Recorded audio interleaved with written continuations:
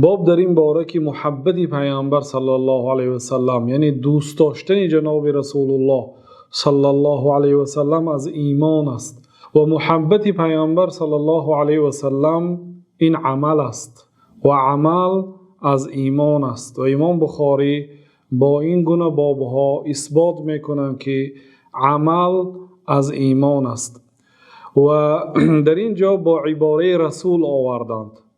حب الرسول، محبت رسول، دوست داشتن رسول، دوست داشتن پیامبر صلی الله علیه و سلم از ایمان است گفتند. این یکی از شاخه های ایمان است که در بالا امام بخاری رحمت الله علیه حدیثی را ذکر کردند که در آن پیامبر صلی الله علیه و سلم گفته بودند که ایمان 67 شاخه دارد و چند شاخه ها را در حدیث های بالایی به ما و شما ذکر کردند.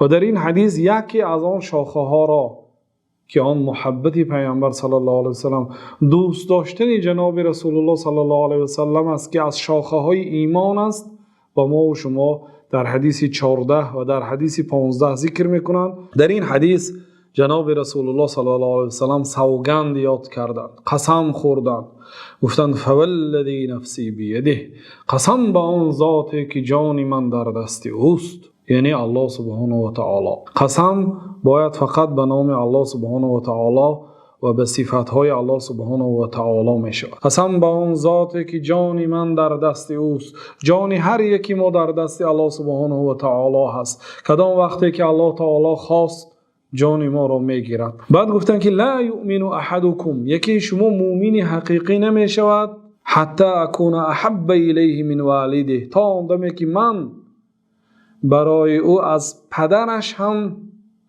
و ولده، از فرزندش هم محبوب تر نباشد. تا آن زمانی که مرا از پدر و مادرش و از فرزندانش اولاتر و بهتر نداند، مرا از پدر و مادر و از فرزندانش دوست ندارد، مؤمن حقیقی نمی شود. گفتم مفهوم این حدیث این است که کدام مسلمانی که پیامبر صلی الله علیه و سلم را دوست می دارد لیکن محبت پدر و مادرش بالاتر از محبت پیامبر صلی الله علیه و سلم باشد، ایمان او ضعیف است. ایمان دارد ولی ایمان او ضعیف است.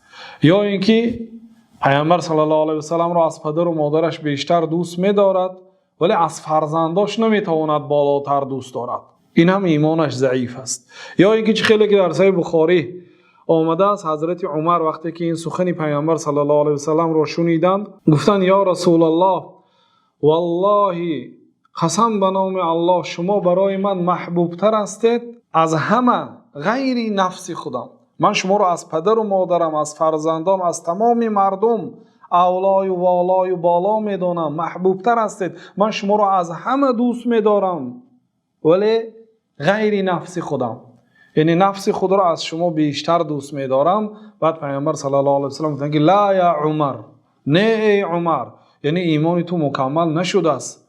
بعد گفت که یا رسول الله الان انا اکنون باشد شما برای من حتی از نفسم هم دیده محبوب تر هستید، من شما را از خودم دیده بیشتر دوست می‌دارم. بعد پیامبر صلی الله علیه و سلم گفت که الان یا عمر، اکنون ای عمر، یعنی انا اکنون ایمان تو ایمان کامل شد. گفتم واقعا باید بنده جناب رسول الله صلی الله علیه و سلم را دوست دارد و این دوست داشتن بنده به پیامبر صلی الله علیه و سلم عملی قلبی هست لیکن باعث دیگر عملهای اعضا می شود.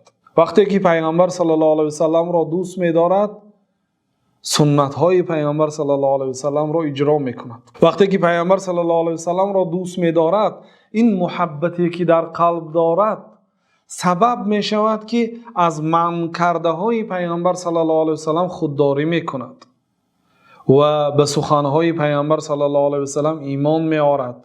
بنابراین محبت پیامبر صلی الله علیه و سلم از ایمان است. گفتند امام بخاری در عنوان باب و از این حدیث استنباط کردند که پیامبر صلی الله علیه و سلم که ایمان یکی شما ایمانی کامل نمی شود تا آن دمی که مرا از پدر و از فرزندش دوست ندارد. خلاصه کلام این حدیث دلالت میکند که محبت پیامبر صلی الله علیه و سلام فرض عین است برای هر یک مسلمان و پیامبر صلی الله علیه و سلام را باید از همه بیشتر و والاتر و عالیتر دوست دارد و این چنین محبت پیامبر صلی الله علیه و سلام عمل است. عمل از ایمان است و ایمان زیاد و کم می شود و باقی مانده شرح این حدیث را در شرح حدیث 15 ان شاء الله شرح می دهیم. والله تعالی اعلم و صلی الله و سلم علی نبینا محمد و علی آله و صحبه اجمعین.